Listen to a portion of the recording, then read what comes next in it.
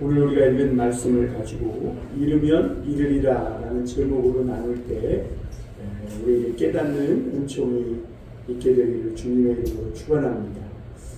성도들도 세상을 살아가면서 많은 어려움을 겪습니다. 그런데 어떤 때에는 정말 극심한 어려움 속에서 이러지도 저러지도 못하는 그런 상황에 처할 때가 있습니다. 하나님은 왜 나를 그런 코너로 몰아넣어서 꼼짝없게 하실까? 사실은 하나님께서 우리에게 베풀어 주신 이 구원이, 그리고 하나님의 사랑이 우리는 늘 받기만 하고 하나님의 은혜 속에 보호하심 속에 살기만 하다 보니까 하나님이 주신 구원이 얼마나 값지고 귀한지를 잊고 살 때가 있죠. 때때로는 하나님이 우리를 구원해 주신 것이 얼마나 귀한지를 깨닫고 우리의 신앙을 한 단계 더 성숙시키고 새로운 세계를 볼 수 있는 믿음의 눈을, 이 믿음의 지평을 열어주시기 위해서 때로는 그런 이 절박한 상황으로 몰아 넣으시는 것이죠. 그러면 그때 우리 성도들이 할 수 있는 것은 뭐냐면 결단을 하는 겁니다. 하나님은 아브라함에게 100세 때 준 자식 이삭을 내놓으라고 하셨어요. 그 중요한 것은 이 아브라함이 정말 이 아들 이삭은 너무나 귀하고 소중한 아들이고 자기 생명보다 더 아끼는 아들이에요. 그럼에도 불구하고 그가 그를 하나님의 말씀대로 포기하고 내려놓았을 때 하나님은 이삭뿐만 아니라 하나님 앞에 예배할 어린 양도 예비해 주셨고, 그리고 아브라함을 크게 축복하셔서 믿음의 조상으로 이렇게 세워주신 것을 볼 수가 있습니다. 예수님도 너희가 잃고자 하면 얻을 것이, 얻고자 하면 이르리라 하셨거든요. 하나님이 우리에게 어떤 어려운 상황 가운데 몰아넣어서 무언가를 내려놓으라고, 그것이 학벌이든 명예든 그것이 어떤 물질이든 사랑하는 가족이든 내 자신의 어떤 것이든 내려놓으라고 할 때 그게 참 내려놓기 어려운데, 그거를 포기하면 하나님은 그것보다 더 큰 축복으로 후히 흔들어 눌러서 너희 품에, 우리 품에 안겨주시는 그런 하나님이심을 오늘 우리에게 가르쳐주고 있는 줄 믿습니다. 애굽의 흉년이 오늘 심했다고 했습니다.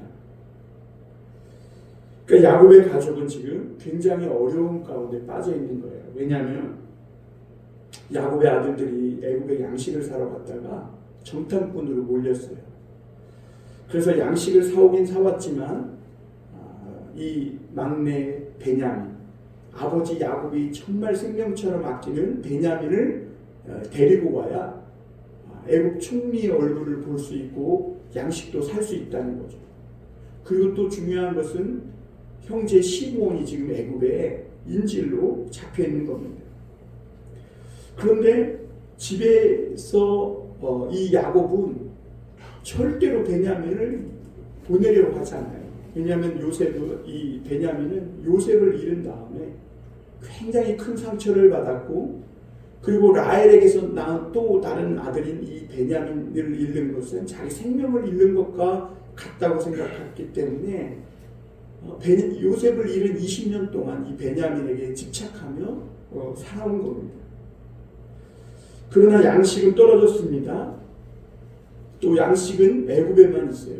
그러니까 거기 가서 사오지 않을 수가 없죠. 그 아버지는 이 아들들에게 이 애굽에 가서 양식을 사오라고 합니다. 그런데 그 말은 베냐민을 데리고 가서 사오라는 얘기가 아니라 베냐민만큼은 그럼에도 보낼 수 없다고 버티고 있는 겁니다. 야곱의 가정에 왜 이런 어려움이 닥쳤을까? 왜냐하면 그 형제들이 20년 전에 범한 이 요셉 동생을 죽이려 한 그 죄, 그러다가 노예로 판 그 죄 때문에 지금 이런 어려움이 닥친 거죠. 요셉과 형제들 사이에 불신의 벽이 있고, 이 벽이, 불신의 벽이 허물어지고 화해하고 온 가족이 살려면 이 불신의 벽이 무너져서 이 모든 상처와 죄가 이 치료되고 씻겨져 나가는 길밖에 없다는 것을 우리가 알 수가 있습니다.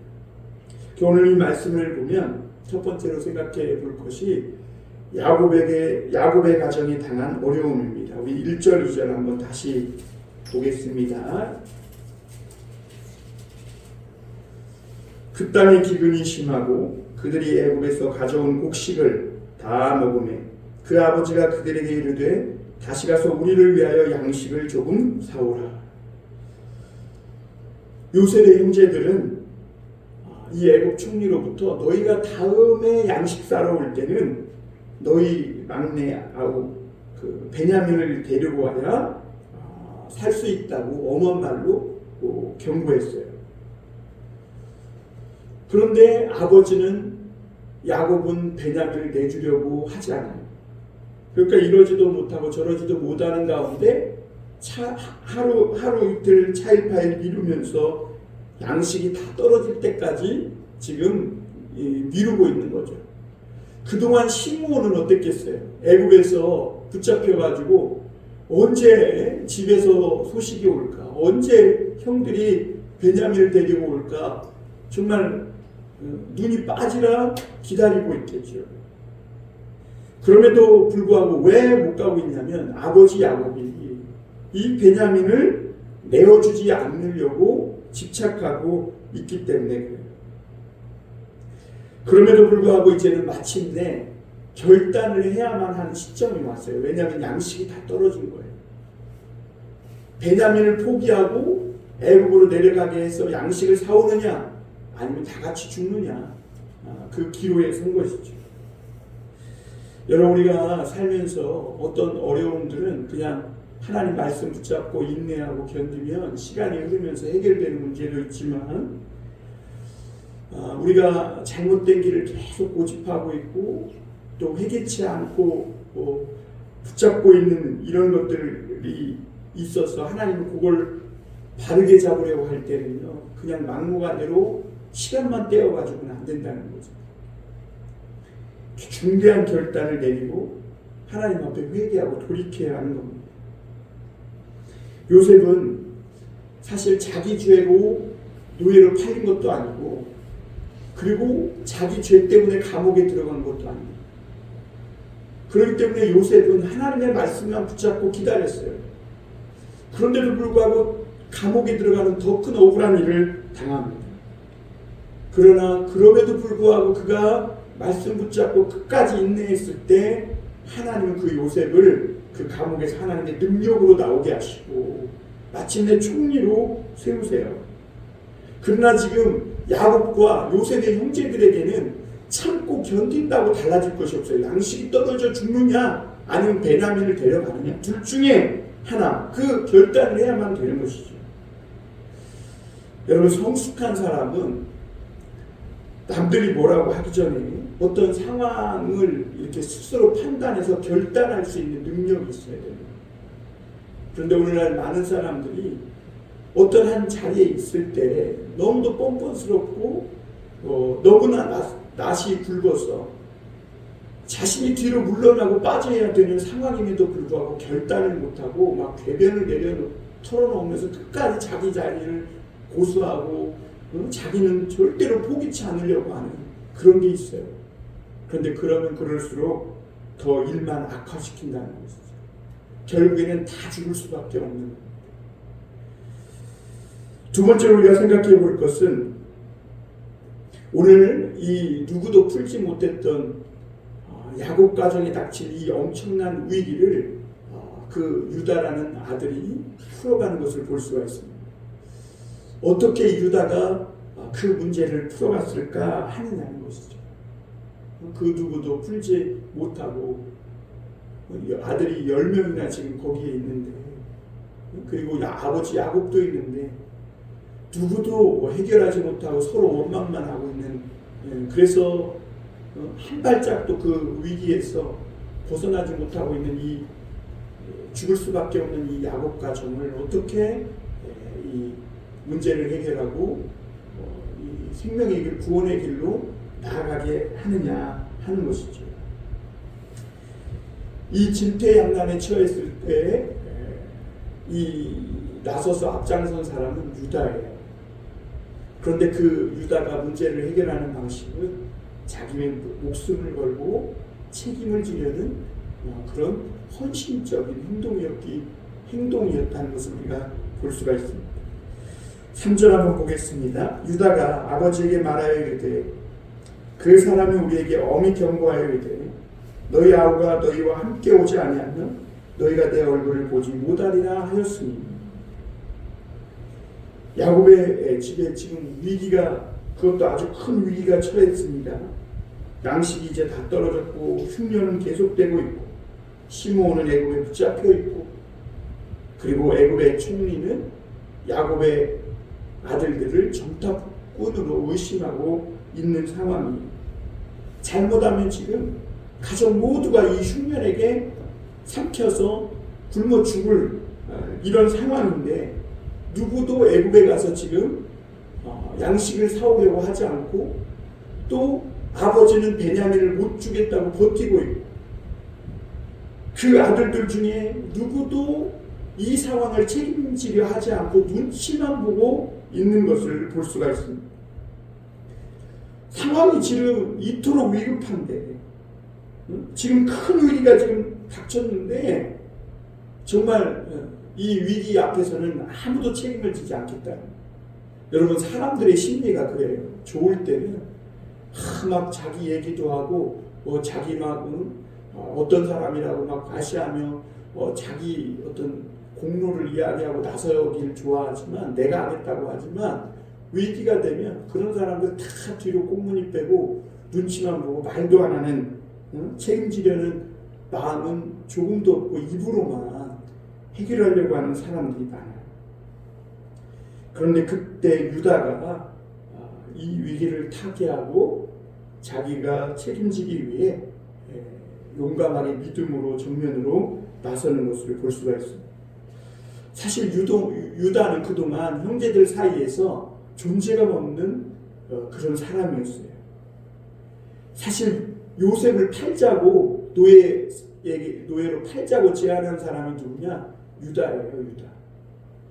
그리고 유다는 한때 타락해서 이방 여인과 결혼했고 심지어는 며느리 다말을 통해 아들을 낳기까지 한 그런 아들이기도 했어요. 그러니까 유다는 형제들 사이에서 신앙적으로 실패한 경력만 있지 야곱의 가정에 그러니까 야곱의 이 교회에 하나님의 교회에 아무런 도움이 되지 못했어요. 그런데 지금 큰 위기가 닥쳤고 아무도 책임지려 하지 않고 눈치만 보고 있는 그 상황 그때의 그 문제를 해결하려고 유다가 나섭니다. 결국 이 유다의 용기 있는 이 결단으로 인해 야곱은 베냐민을 애굽으로 내려보내기로 결단을 했고 결국 집안의 모든 어려움이 풀리면서 그리고 나중에는 하나님이 결국에는 어떻게 되는 거예요? 요셉이라는 애굽 총리가 야곱의 아들이라는 이런 것까지도 서로 정체를 밝히게 되면서 하나님이 큰 축복으로 이 야곱의 아들들을 다 살릴 뿐만 아니라 큰 축복으로 되돌려주는 것을 볼 수가 있습니다. 그러니까 야곱이 결단하고 베냐민을 내놓으니까 베냐민도 없고 흉년 속에서 양식도 없고 살 수 있을 뿐만 아니라 나중에 애굽의 총리 아들까지 잃었다고 생각했던 요셉까지 그것도 애굽의 총리가 되어서 있는 요셉까지 다시 얻게 되는 것을 보게 되는 것이죠. 뿐만 아니라 이 위기 때 자신을 담보 잡혀가지고 자기 목숨으로 베냐민을 대신하겠다고 그렇게 아버지를 차분하게 설득해서 옛날 20년 전에 요셉을 잃은 것 때문에 또 베냐민을 내놓기를 두려워하고 불안해하는 아버지를 진지하게 설득해서 결단을 내리도록 도움을 준 이 유다. 그 유다는 어떻게 됐을까요? 그동안 유다는 정말 유명무실한 아들이었고 어떻게 보면 아들들 가운데 야곱에게 좋지 않은 영향력만 주고 실패한 신앙의 사람과 같았지만, 그러나 이 위기 때 하나님이 나를 필요로 하고 교회가 위기에 있어서 나를 필요로 할 때 과거를 다 털어놓고 그래 내가 지금까지는 이렇게 살았지만 앞으로는 주님을 위해 살겠다, 이렇게 자신을 드렸을 때 하나님은 이 유다를 쓰셨고, 그리고 이 유다를 축복해 주시는데, 사실 유다는 12아들 중에 장자가 아니에요. 르우벤이 장자잖아요. 그런데 이 아들 야곱의 아들들 중에 이 일로 말미암아 유다가 장차 장자의 지위를 얻게 합니다. 그리고 나중에는 유다의 후손으로 이스라엘 왕들이 오게 돼요. 그리고 결국에는 그리스도도 유다의 후손으로 오게 되고요. 이스라엘 백성들이 나중에 애굽에서 출애굽해가지고 광야길로 나아갈 때, 그리고 가나안을 정복하러 나갈 때 맨 앞에 선 지파가 유다 지파가 됩니다. 그러니까 하나님이 엄청나게 축복해 주시는 것이죠. 우리 4절 5절 한번 다시 보겠습니다. 아버지께서 우리 아우를 우리와 함께 보내시며 우리가 내려가서 아버지를 위하여 양식을 사려니와 아버지께서 만일 그를 보내지 아니하시면 우리는 내려가지 아니하리니 그 사람이 우리에게 말하기를 너희 아우가 너희와 함께 오지 아니하면 너희가 내 얼굴을 보지 못하리라 하였음입니다. 야곱은 아들들에게 이제 양식이 떨어졌으니까 베냐민을 보내지도 않으면서 양식을 사오라 해요. 그 말은 야곱의 옛날 습성이 도로 나온 거죠. 그냥 가서 적당히 사오라는 거예요. 그 수많은 사람들이 와서 양식을 살 건데 애굽의 총리가 어떻게 너희를 알아보겠냐. 그냥 적당히 줄 서서 어느 틈에 껴서 그냥 사오면 일단 되지 않겠느냐. 왜냐하면 그런 방식이 야곱이 늘 쓰던 방식이거든요. 하나님 앞에 깨지기 전까지. 그런데 야곱은 요셉을 잃은 이후로 그 믿음이 굉장히 상처를 받았고 병든 믿음이 됐어요. 그러니까 그 믿음이 정체되어 있는 거예요. 그러니까 이 알을 깨고 나오기 위해서는 뭔가 큰 충격이 필요한 거예요. 하나님은 지금 이 야곱을 한 단계 성장시키기 위해서 이런 상황을 사용하시는 것이죠. 그런데 유다는 그런 아버지를 아주 차분하게 잘 설득을 하면서 뭐라고 얘기하냐면, 아버지, 애굽의 총리가 막내 아우를 데려오지 않으면 얼굴 볼 생각도 하지 말라고 말했다는 겁니다. 그럼에도 불구하고 야곱은 현실을 인정하려 하잖아요.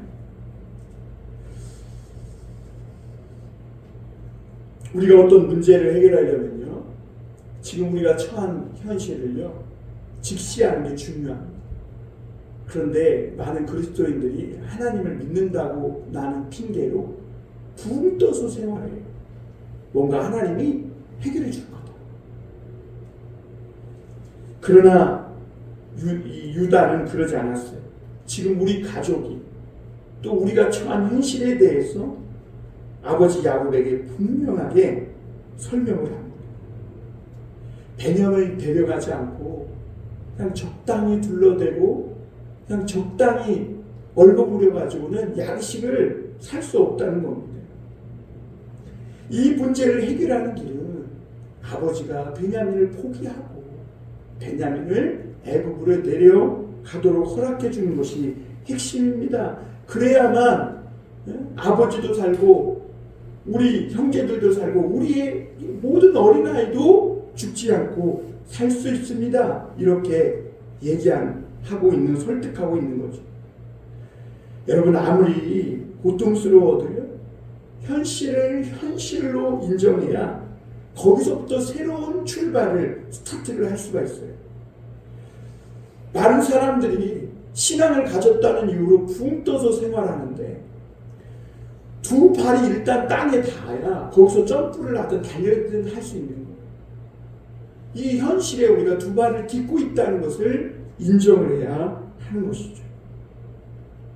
그런데 마치 그냥 큰 이상만 가지고 붕 뜬 채 그냥 맹목적인 무언가만 바라는 것은 그건 올바른 믿음이 아니라는 거예요. 그래서 믿음의 위대한 사람들이 경고한 것이 뭐냐면 생각도 하기 싫어하고 아무 생각도 안 하면서 그냥 앉아서 엎어놓고 기도만 하는 그런 잘못된 신앙의 위험성에 대해서 경고한 거예요. 어떻게 해야 되는 거예요? 혼란스러울수록 현실을 인정하고 그 문제를 직시해서 상황을 정확히 파악하고 우리가 판단하고 결단을 해야 되는 것이죠. 우리 6절 한번 다시 보겠습니다. 6절 이스라엘이 이르되 너희가 어찌하여 너에게 또 다른 아우가 있다고 그 사람에게 말하여 나를 괴롭게 하였느냐. 유다가 차분하게 현실에 대해서 이야기하자 아버지 야곱이 이 아들 유다에게 원망을 합니다. 아니 왜 아들이 그냥 10명 있다고 하지 12명이 있다고 사실대로 얘기해가지고 이 어려움을 겪게 하느냐고. 애국 총리가 우리 아들이 12명인지 10명인지 어떻게 알겠냐고. 그거를 왜 너희들은 맨날 거짓말만 하다가 그때만은 왜 사실대로 말하느냐. 그런 볼멘 소리로 유다에게 원망을 하는 것을 볼 수가 있습니다. 그러니까 이 아버지 야곱은 자기 생명처럼 아끼는 베냐민을 내놓기 싫어요. 마지막 발악을 하고 있는 것이죠. 그러니까 이도저도 못하는 상황이 되니까 막 야곱이 원망을 자식들에게 퍼붓니다. 그런데 여러분 우리가 어렵다고 이렇게 막 원망을 퍼부으면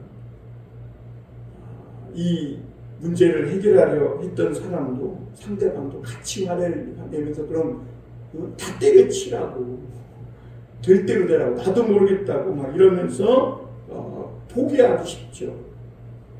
그런데 오늘 유다는 그 위기를 잘 넘기고 아주 진지하면서도 차분하게 아버지를 이렇게 설득해 나갑니다. 왜? 아버지가 20년 전에 요셉을 잃고 불안해하고 있는 걸 유다는 안 거죠. 7절 한번 볼까요? 그들이 이르되 그 사람이 우리와 우리의 친족에 대하여 자세히 질문하여 이르기를 너희 아버지가 아직 살아계시느냐 너희에게 아우가 있느냐 하기로 그 묻는 말에 따라 그에게 대답하는 것이니 그가 너희 아우를 데리고 내려오라 할 줄을 우리가 어찌 알았으리까. 유다는 막 분노하고 베냐민을 데려가야만 한다고 하니까 분노하고 폭발하는 그 아버지 야곱에게 같이 맞대가지고 막 그럼 아버지는 잘한 게 있냐고 막 소리 지르면서 화를 낸 게 아니라 조용히 아버지를 설득합니다. 막내를 잃을까 불안해하는 아버지를 먼저는 안심시키고 그리고 자신이 베냐민을 데리고 가서 곡식을 사오겠다는 것이죠. 그래서 8절에서 유다가 한 걸음 더 나아가 이렇게 얘기합니다. 8절입니다. 유다가 그의 아버지 이스라엘에게 이르되 저 아이를 나와 함께 보내시면 우리가 곧 가리니 그러면 우리와 아버지와 우리 어린아이들이 다 살고 죽지 아니하리이다. 9절입니다. 내가 그를 위하여 담보가 되오리니 아버지께서 내 손에서 그를 찾으소서.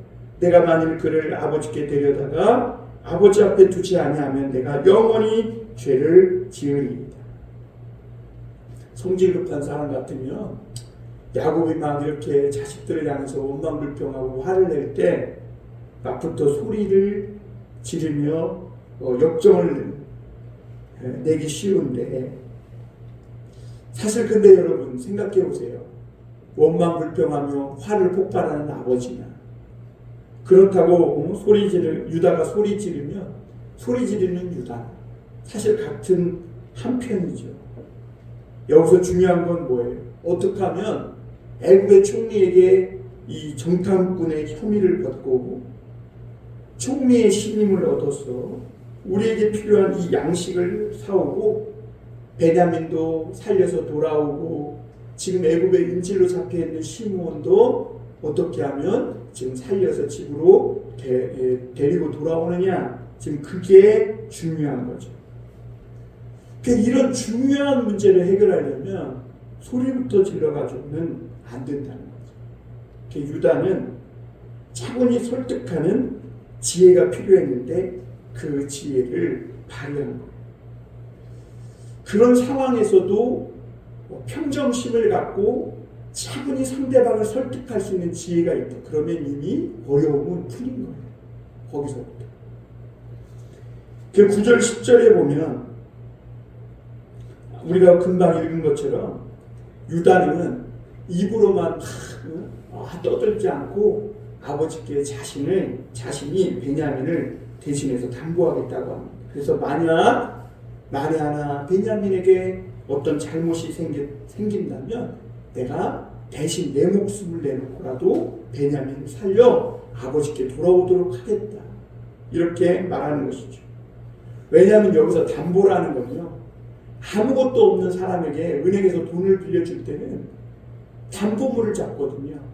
아니면 재산 많은 누군가가 담보를 서줘야 이 은행에서 돈을 빌려주는데, 그래서 그 사람이 못 갚으면 담보 서준 사람이 대신 자기 목숨을 걸고라도 갚아야 하는 거예요. 그게 담보예요. 그러니까 없는 사람을 위해서 신용을 대신해 주는 사람이 담보 잡힌 사람인 것이죠.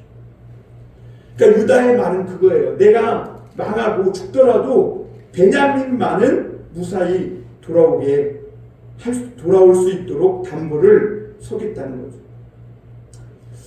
유다는 도대체 무슨 생각으로 자신이 베냐민을 담보 서겠다고 했을까? 유다는 자신이 아버지를 떠나 이방 여인과 막 결혼하며 타락하며 살 때 이미 자신은 죽었다고 생각했어요. 그리고 이제 자기가 아버지 집으로 돌아와서 다시 사는 것은 두 번째 인생을 사는 거라고 이렇게 생각한 것이죠. 그래서 아마 자신은 죽어도 아깝지 않다는 이런 마음, 그랬을 겁니다. 그리고 마지막으로 우리 한 가지 더 생각해 볼 것은, 결국 이 유다의 차분한 설득에 의해서 아버지 야곱이 결단을 하게 됩니다. 그러면서 야곱이 뭐라고 고백합니까? 아들을 잃게 되면 잃으리라. 그게 무슨 말이에요? 지금까지는 베냐민을 무슨 일이 있어도 절대 포기 못하겠다고 그런 거예요. 왜냐하면 베냐민마저 잃으면 나는 살 수 없다는 거예요. 그게 꽉 움켜쥐고 있는 거죠. 그러나 야곱이 믿음과 신뢰를 주는 이 유다의 말을 듣고, 내가 이것이 진정 하나님의 뜻이라면, 그래서 아들을 잃게 된다면 잃게 되게 잃으리라, 이렇게 고백하는 거죠. 그러니까 하나님의 뜻이면, 아들을 잃는 것이 하나님의 뜻이면 하나님의 뜻대로 하겠다, 지금 그런 고백을 한 겁니다. 우리 11절 한번 보겠습니다. 그들의 아버지 이스라엘이 그들에게 이르되 그러할진대 이렇게 하라. 너희는 이 땅의 아름다운 소산을 그대로 그릇에 담아 가지고 내려가서 그 사람에게 예물로 드릴지니 곧 유향 조금과 꿀 조금과 향품과 모략과 유향나무 열매와 감복숭아이니라. 너희 손에 갑절의 돈을 가지고 너희 차로 아귀에 도로 넣어져 있던 그 돈을 다시 가지고 가라. 혹 잘못이 있었을까 두렵도다. 그동안 현실을 인정하지 못했던 이 야곱이 베냐민을 보낼 생각이 없었지만 유다의 설득에 믿음의 결단을 내렸습니다. 사실 야곱은 그동안 부족한 점이 많았죠. 어려운 일이 닥칠 때마다 회피하려 했고 인간적인 방법을 써서 해결하려고도 했습니다. 그리고 노골적인 이 모습으로 아들들을 원망하기도 했고, 때로는 결단하지 못하고 우유부단한 그런 모습을 보이면서 리더가 우유부단하니까 어떻게 됐겠어요? 혼란만 가중시키고 문제는 더 악화 일로로 변하기 시작한 거죠. 그러나 이 야곱은 이제 결단하고 베냐민을 보내기로 합니다. 그러나 무작정 보내지 않죠. 오늘 야곱은 아들들에게 애굽 총리에게 예의를 갖추라는, 너희들이 지난번에는 예의를 갖추지 않았기 때문에 정탐꾼으로 몰렸을 수도 있다. 그러면서 아들들 손에 예물을 들려서 보내는 것을 볼 수가 있습니다. 여러분, 우리가 이런 부분을 통해 깨달을 게 성도들이 제일 중요한 게 하나님과의 관계인 건 맞아요. 그러다 보니까 대인관계에 소홀하고 하나님을 믿지 않는 사람들과 또 때로는 적대적인 관계가 될 때가 많은데 하나님은 그런 걸 원치 않는다는 거죠. 그래서 우리가 대인관계를 잘 풀어가는 길이 뭐냐면 인사만 잘해도 그리고 작은 선물만 나눠도 적대적으로 생각하던 교회를 적대적으로 생각하고 성도들을 적대적으로 생각하던 이웃들의 마음을 변화시킬 수 있고 화해 모드로 바꿀 수 있다는 거죠. 그러니까 아버지 야곱이 결단을 하고 나니까 다시 성숙한 그런 생각을 할 수 있게 된 걸 볼 수가 있습니다. 또 아버지 야곱은 문제의 소지가 있는 돈도 도로 넣습니다. 다 보내고 양식 살 돈도 별도로 가져가게 하는 걸 볼 수가 있습니다. 그러니까 하나님을 믿는다고 하면서 그냥 무작정 아들들을 야 베냐민만 데리고 가서 사와 그렇게 말한 것이 아니라 일어날 수 있는 모든 상황을 다 대비하면서 아버지 야곱은 준비시켜주는 것을 볼 수가 있습니다. 우리 13절 14절 읽고 마치겠습니다. 한번 같이 읽겠습니다.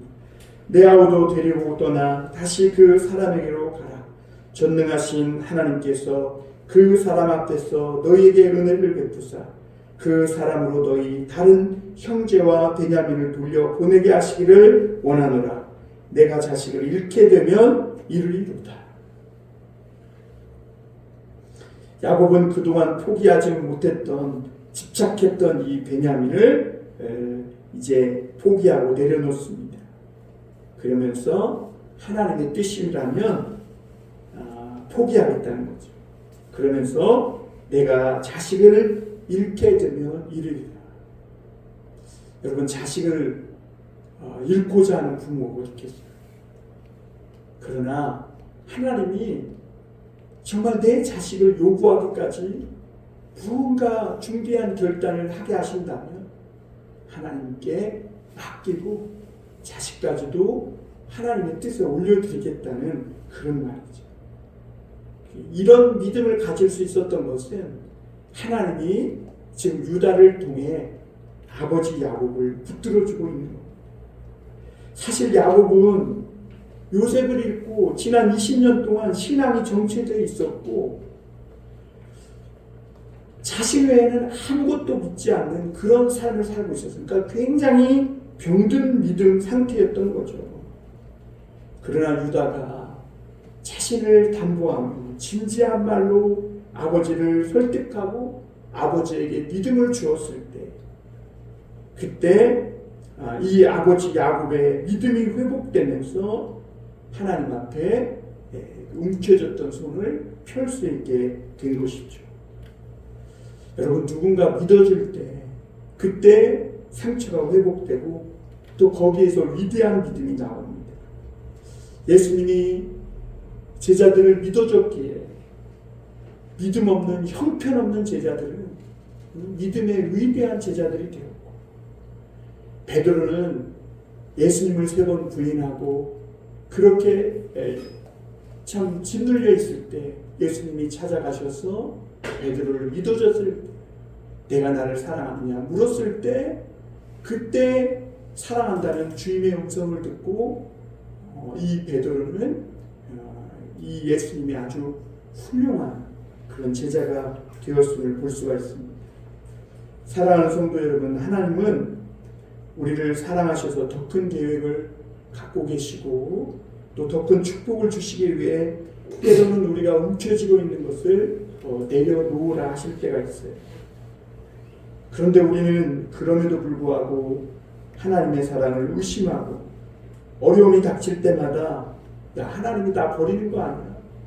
하나님이 날 죽이려고 하는 거 아니야? 그렇게 의심하고 포기하지 않으려고 할 때가 있어요. 그런데 하나님은 사실 그런 사랑을 통해 우리를 5배 더 축복하시길 원하신 것이죠. 오늘 우리에게 다시 한번 에베소 교회인에게 예수님이 나타나셔서 너의 첫사랑을 회복하라 말씀하신 것처럼 오늘 우리 안에 하나님을 향한 뜨거운 사랑이 다시 한번 회복되고 하나님이 주신 그 사랑에 충만해서 하나님이 우리에게 결단하도록 요구하실 때 우리가 과감하게 그걸 내려놓고 하나님의 사랑으로 뜨거워지고 충만케 되는, 그래서 하나님이 더 큰 축복을 얻게 되는 우리 모든 교우들이 될 수 있기를 주님의 이름으로 축원합니다. 기도하겠습니다.